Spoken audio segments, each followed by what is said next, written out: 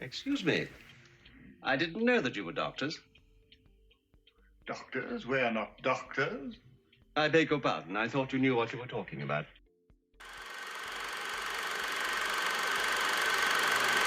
Hello to all the classic people that are returning. I'm glad you're back. I want to welcome any new visitors. Today on Classic Movie Review, we are taking on Frankenstein Must Be Destroyed, 1969. This Hammer horror film has the right amount of gore and fright to make watching it at a drive-in a shocking treat. Happy Halloween. This movie has a 6.8 rating on IMDb.com. The film is well respected in RottenTomatoes.com with 70% on the tomato meter and 68% audience approval. Variety quoted in Wikipedia states, quote, "A good enough example of its low-key type, with art rather better than usual, less obvious backcloths, etc.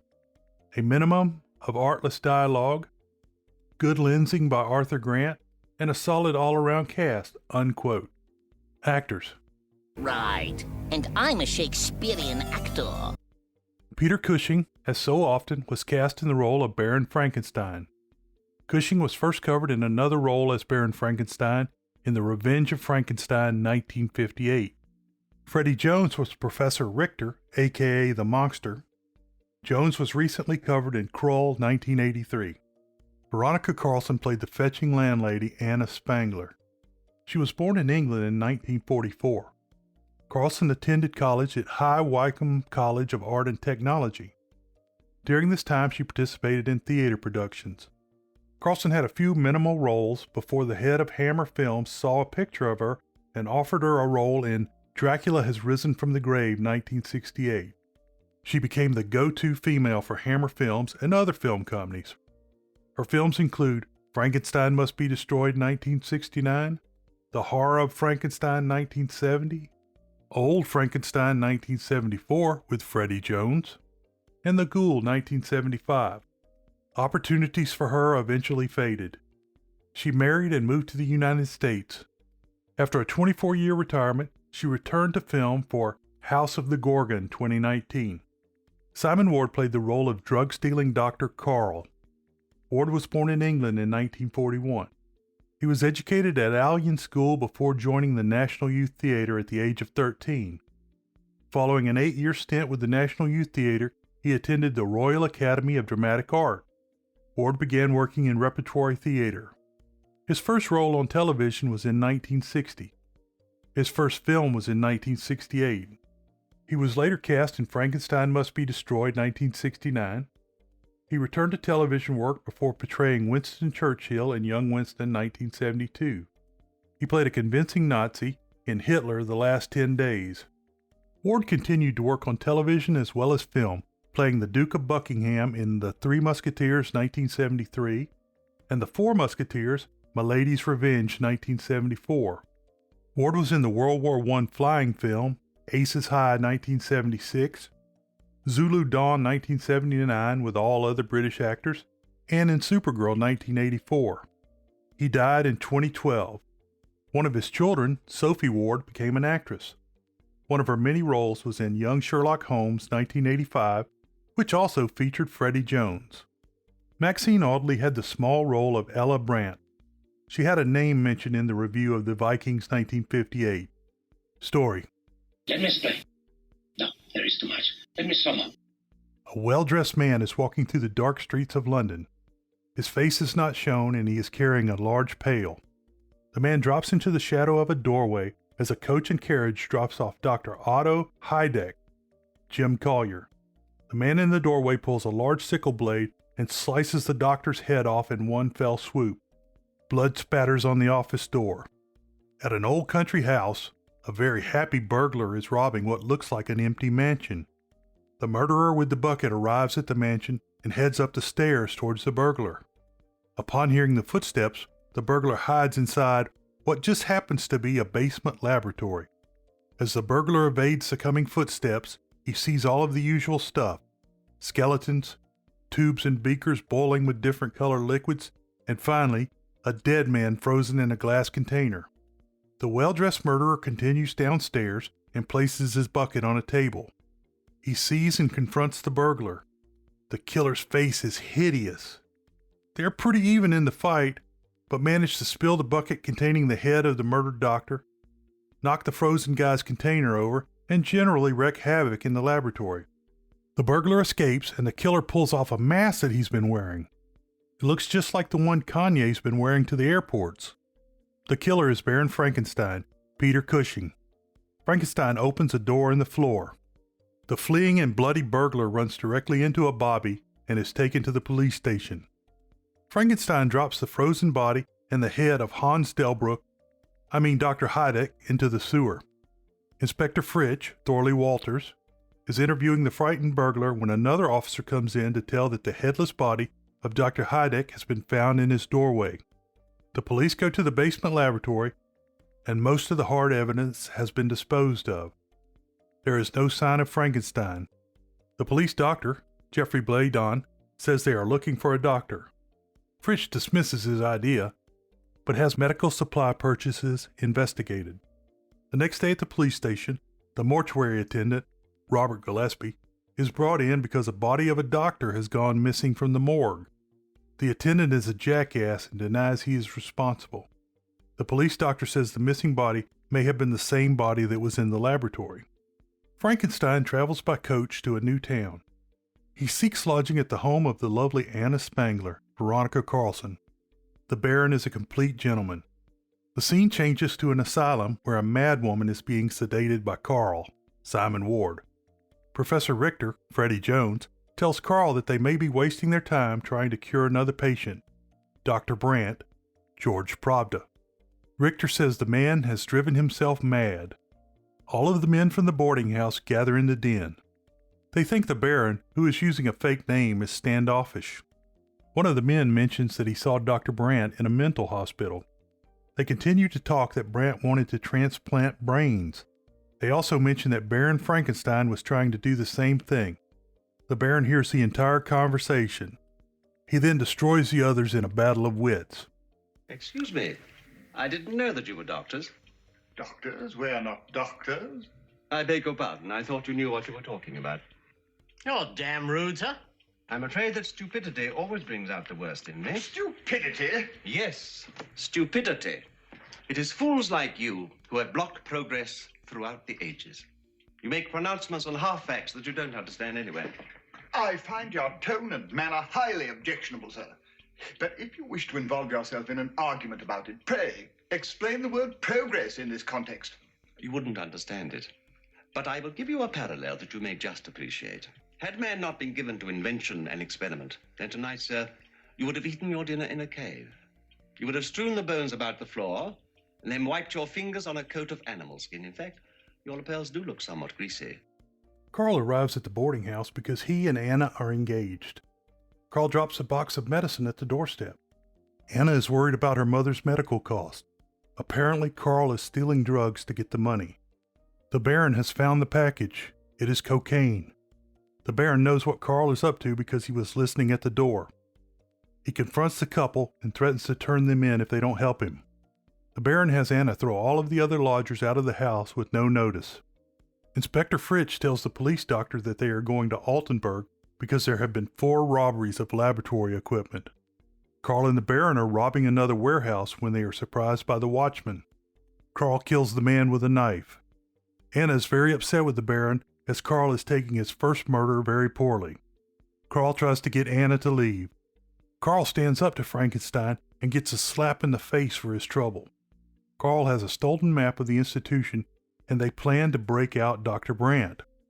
At the asylum, Ella Brandt, Maxine Audley, is told that her husband is hopeless and he is violent when he is not sedated. They recommend that she no longer visit her husband. Frankenstein tells that he and Dr. Brandt have been corresponding about their individual successes transplanting human brains. Brandt discovered the secret of freezing a brain without damage. Frankenstein says they are doing the work to save brilliant brains for the future. Fritsch and the police doctor inspect the site where the security guard was murdered. Carl checks on Dr. Brandt and then tries to give a sedative to the madwoman. Carl is busted by another doctor and can't sedate the woman. That night, Frankenstein and Carl meet outside the asylum. They make their way past the sleeping guard and get the key to Brandt's cell. Frankenstein knocks the guard out. Carl warns that Brant can turn vicious. When Brant attacks, the mad woman starts seeing spiders and screaming. Carl and Frankenstein drag Brant out. An orderly finds a dropped hypodermic needle and the knocked out guard. The dogs are called out as Anna waits by an escape coach in the wood. Why would they have 10 German Shepherds at an asylum? How many escapes do they have there? Carl and Frankenstein load Brant into the coach. Carl heads back to work. At the boarding house, with the aid of Anna, Frankenstein tries to save the life of Brant. Frisch tells Mrs. Brant that her husband has been kidnapped from the asylum. She confirms that her husband has been corresponding with Frankenstein. Carl returns to the boarding house and is told that Brant has had a heart attack. Frankenstein thinks Brant will live 3 days, so he will need another body to host the brain. Frankenstein mentions the work of Dr. Knox and his 2 grave robbers, Burke and Hare. These historical grave robbers I spoke about extensively in The Body Snatcher 1945. Frankenstein says Professor Richter would be perfect. Anna wakes in the night and goes outside.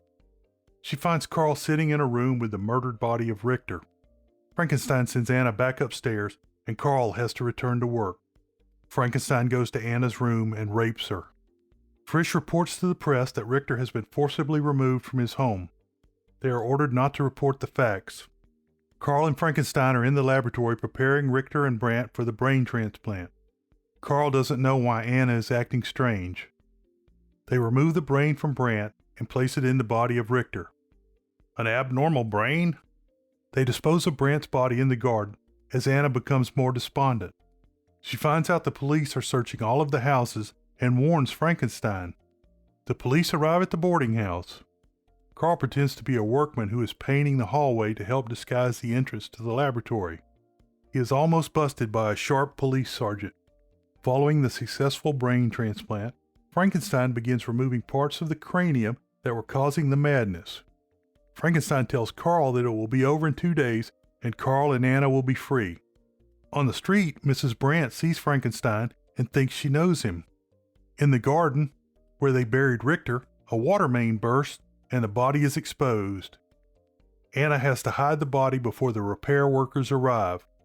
Mrs. Brant searches the newspapers until she finds a drawing of Baron Frankenstein. Carl and Frankenstein wake the body of Brant. Brant's brain seems to be intact. Mrs. Brant comes to the boarding house and asks for Dr. Frankenstein. He comes to talk to her. She says he did it all to save her husband. Mrs. Brant blames Frankenstein for driving her husband insane.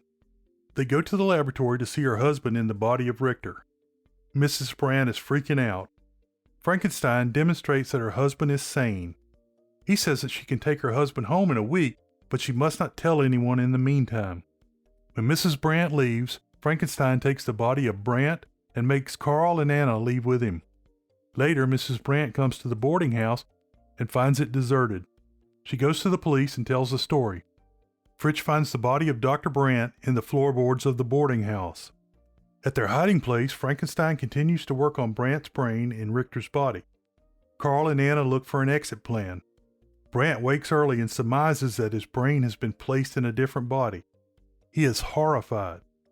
Anna goes to the laboratory and Brant asks for help. He then asks for Frankenstein. Please. I mean you no harm. Frankenstein. Where is he? In a struggle, she stabs him in the stomach. Frankenstein catches Carl preparing the coach for their escape. They have a fight and the young man loses. Frankenstein finds Anne still holding the scalpel. He stabs and kills her. Carl wakes and finds Anna dead. Brant steals clothes and, although wounded, makes it back to his home. Mrs. Brant is sleeping in her bed. He breaks into the house. Brant goes to the bedroom and looks at his sleeping wife. Frankenstein takes the coach to look for Brant. Mrs. Brant wakes to find a letter from her husband. He then begins to speak from behind a dressing screen. Brant says he has become a victim of what he proposed to perform on others. Brant says Frankenstein will be coming for the formula that he has. He tells his wife she must remain in the house. Brant prepares to destroy his notes while his wife escapes. She faints when she comes face to face with her husband, who looks like Richter. When she wakes, She rejects him and even attempts to shoot him. Brant pours kerosene all over the house. Finally, Frankenstein arrives. Brant releases his wife, and Frankenstein comes into the house for the notes. Brant begins setting the house on fire. Carl arrives as the house is beginning to burn. When Carl enters the house, Brant shoots him. Frankenstein gets the paper and uses some other papers to burn Brant and escape out the front door. Carl, who is still alive, pulls the Baron to the ground. Brant kicks Carl off of the Baron and then takes the Baron to the house, where they are both burned alive. Conclusion. The rape scene was added by the producers late in the production of the movie. Cushing and Carlson were both very embarrassed by it, and Cushing did everything he could to make it a non-terrible experience for the young actress. Cushing refused to strip her naked, as he was instructed to do, and tone the scene down a bit, and he later took her out to dinner with his wife to try and make everything good with her. Very disturbing scene for both actors.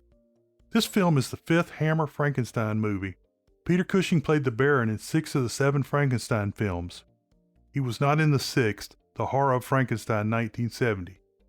The other films are The Curse of Frankenstein 1957, The Revenge of Frankenstein 1958, The Evil of Frankenstein 1964, Frankenstein Created Woman 1967, and Frankenstein and the Monster from Hell 1974. Today's film and 4 others were directed by Terence Fisher. World famous short summary: every time you create a monster, it destroys you. The show is now completely free and independent, brought to you without ads. If you enjoy the show, please subscribe and leave a review where you get your podcast. It really helps the show get found. As a technical note, references and citations are listed for each show on the site at classicmovierev.com. Beware the Moors.